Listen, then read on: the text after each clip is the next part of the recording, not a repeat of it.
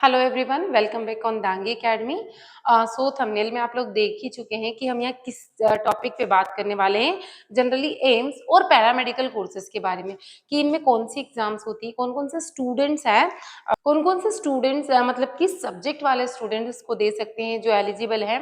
तो उस पूरे क्राइटेरिया को जानेंगे। तो चैनल को सब्सक्राइब जरूर कर लीजिएगा क्योंकि एएनएम जीएनएम यानी नर्सिंग फील्ड से जितने भी अपडेट है आपको कंटिन्यूसली इस चैनल पर मिलने वाले हैं। तो नोटिफिकेशन आपके पास पहुंच जाए इसलिए बेल आइकन को भी प्रेस कर दीजिएगा। तो डेफिनेटली पहले हम ये जानते हैं कि हम जो फोकस कर रहे हैं यानी कि एम्स 2026 पे, ठीक है, एम्स 2026।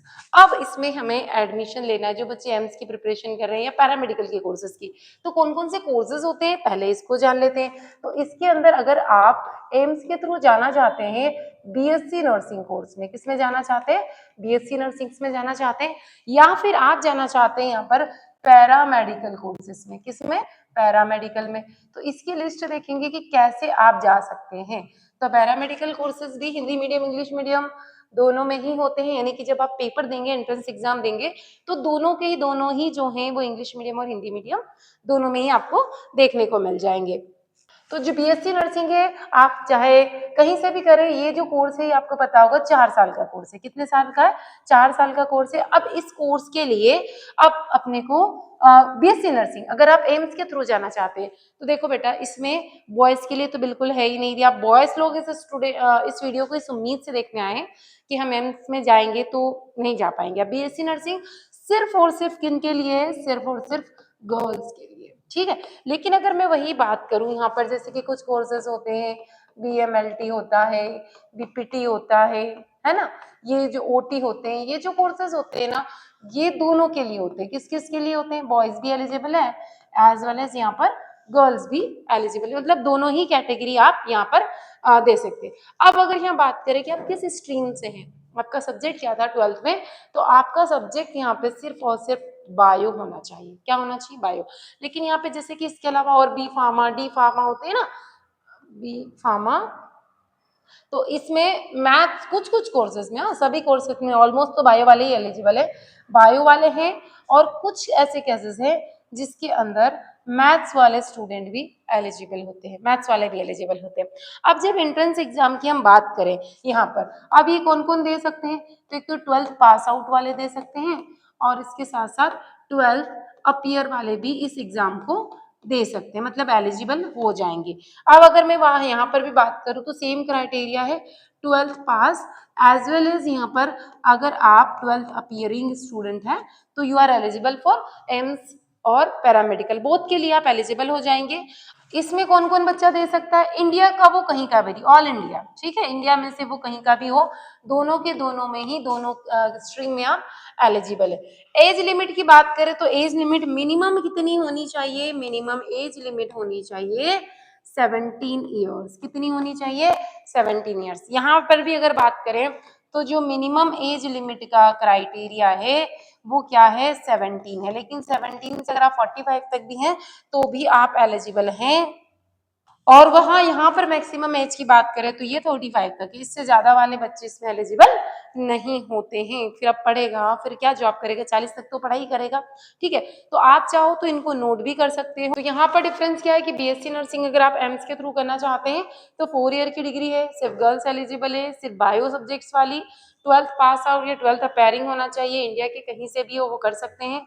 और मिनिमम और मैक्सिमम एज लिमिट हमने यहाँ पे बता दी है 17 to 35। वहीं पर BMLT, D pharma, B pharma, M pharma जो होता है, बॉयज गर्ल्स दोनों एलिजिबल है। कुछ कुछ ऐसे कोर्सेस है जहाँ पर मैथ्स वाले भी दे सकते हैं और ऑलमोस्ट बायो वाले हैं। 12th appear, 12th pass out दोनों है। मिनिमम एज इनमें 17 to 45 तक होती है। आगे की कंडीशंस की बात करते हैं। ये जो हमने जब अभी पढ़ा बीएससी नर्सिंग किसके अंदर, एम्स के अंदर, है ना, जो 4 ईयर का प्रोग्राम है। अगर हमें इसके अंदर एडमिशन लेना है तो फॉर्म फिल करना होगा। सेम कंडीशन इसमें भी है। इस साइड पे अगर हम पैरामेडिकल के अंदर जा रहे हैं, पैरामेडिकल के अंदर, तो यहाँ पर भी क्या होगा, यहाँ पर भी आपको वही एंट्रेंस एग्जाम के लिए फॉर्म फिल करना होगा। तो ये जो एंट्रेंस एग्जाम होगी, एग्जाम जो होगी, इसका जो फॉर्म आएगा वो लगभग कब तक आ जाता है इसको देख लेते हैं। ऑलमोस्ट आपको फेब और कभी कभी इसका नोटिफिकेशन जनवरी के एंड में भी अपने को देखने को मिलता है। फेब टू अप्रैल में एग्जाम कंडक्ट हो जाती है। सेम यहाँ पर भी ऐसा ही है कि जो एग्जाम है वो आपकी दोनों में ऑलमोस्ट सिमिलर ही चलता है, फेब टू अप्रैल में ही हो जाती है और ये फॉर्म आ जाते हैं। और जो एग्जाम जब होगी ना एग्जाम, तो एग्जाम ऑलमोस्ट या तो जून तक हो जाएगी और जून नहीं होगा तो जुलाई तक इसकी एग्जाम हो जाएगी। सेम क्राइटेरिया इसका भी है, जून से लगा के जुलाई तक इसकी एग्जाम हो जाएगी। अब वही अगर हम बात करें कि एग्जाम हमने देख ली ऑलमोस्ट, इसकी जो काउंसलिंग है देखो कभी कभी डिले होती है, हमेशा डिले नहीं होती, उसके कुछ जेन्युइन रीजंस होते हैं। तो अब हम बात करें इसकी जो एग्जाम है उसमें कौन कौन से सब्जेक्ट्स आएंगे। तो सब्जेक्ट्स आता है इसमें फिजिक्स आता है, केमिस्ट्री आता है, बायोलॉजी आता है और जीके आता है। इधर भी पैरामेडिकल की बात करें तो यही सब सेम है, फिजिक्स, केमिस्ट्री और बायोलॉजी। ठीक है। अब जिन बच्चों का मैथ्स है उनको बायो की जगह में क्या एग्जाम में आएगा, उनको मैथ्स सॉल्व करना रहेगा।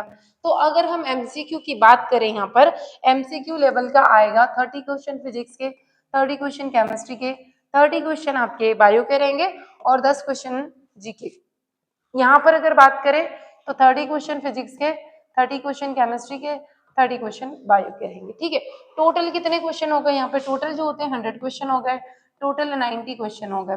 यहाँ पे अगर टाइम लिमिट की बात करें कि एग्जाम जब होगी तो आपको जो टाइम दिया जाएगा वो टोटल दिया जाएगा 120 मिनट्स। कितना दिया जाएगा, 120 मिनट्स, 2 घंटे का समय आपका रहेगा। और यहाँ पर कितना जाएगा, एक क्वेश्चन के लिए 1 मिनट, यानी टोटल आपको 90 मिनट्स ही मिलेंगे। कितने मिलेंगे, 90 मिनट्स ही मिलेंगे। यहाँ पर अगर हम बात करें तो इसके अंदर आपको 1/3 नेगेटिव मार्किंग भी देखने को मिलेगी। क्या मिलेगी, 1/3 नेगेटिव मार्किंग देखने को मिलेगी। और अगर हम यहाँ पर बात करें तो यहाँ पर ऐसा कुछ भी अपने को देखने को नहीं मिलने वाला। तो ये एग्जामिनेशन का मोड है, क्वेश्चन का थोड़ा सा डिफरेंट है। अब क्वेश्चन का लेवल कैसा आता है, हाँ ठीक ठीक लेवल आता है, वही 12th के लेवल तक का। लेकिन यदि आप कंपेयर करें कि नीट जेईई जैसा केमिस्ट्री फिजिक्स आएगा, नहीं आएगा, उससे थोड़ा सा ईजी ही आता है। तो अगर जो बच्चा ठीक ठीक है, उन्होंने एवरेज भी होगा पढ़ने में, मॉडरेट भी होगा, तो इजिली उसको निकाल सकता है। लेकिन पढ़ना तो जरूरी है, हवा में नहीं पढ़ना, आपको बेसिक नॉलेज अच्छे से हो जाना चाहिए। तो ये सारी चीजें हैं।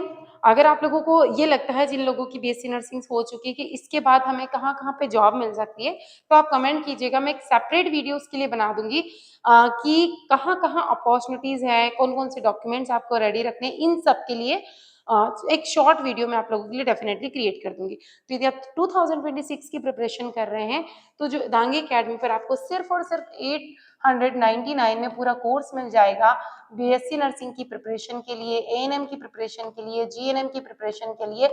अब इस कोर्स में आपको क्या क्या देखने को मिल रहा है वो देख लीजिए। इस कोर्स का ही इंपॉर्टेंस वो है कि यहाँ पर आपको जो क्लासेस है वो लाइव मिलेगी, नोट्स मिलेंगे, और अगर किसी बच्चे की कोई लाइव क्लासेस छूट जाती है तो उसको रिकॉर्ड क्लास भी मिल जाएगी ऑटोमेटिकली। इसके बाद उसको यहाँ पर पीवाईक्यू क्वेश्चंस मिलेंगे, पीवाईक्यू के साथ साथ एमसीक्यूज मिलेंगे, टेस्ट सीरीज मिल जाएगी। ठीक है, टेस्ट सीरीज आपको मिल जाएगी और कुछ टेस्ट भी मिल जाएंगे जिसको आप देखकर अपने प्रिपरेशन को यहाँ पर चेक कर सकते हैं। अब ये इसकी वैलिडिटी कब तक रहेगी वो देख लीजिए। ऑलमोस्ट मैंने बता दिया कि अप्रैल तक तो एग्जाम्स हो जाती, फिर भी नहीं भी होती है तो इसकी वैलिडिटी आप लोगों को 12th मंथ दी जाएगी, यानी कि 12 मंथ का दैट मीन्स यहाँ पर हम मान के चल रहे हैं जुलाई तक। और अगर मान लीजिए किसी कारणवश जुलाई से अगर एग्जाम एक्सटेंड हो जाती है अगस्त में, तो डेफिनेटली हम आप लोगों के लिए उस कोर्स को अगस्त तक भी एक्सटेंड कर देंगे। तो अभी अगस्त चल रहा है तो 12 मंथ की वैलिडिटी रहेगी, तो ज्वाइन कर लीजिए। अगर ज्वाइन करने में कोई प्रॉब्लम्स आ रही, डाउनलोड करने में आपको कुछ कोर्स नहीं दिख रहा है, तो आप कमेंट कर सकते हैं मुझे। ठीक है, मिलेंगे नए अपडेट के साथ नई क्लास में। Thank you.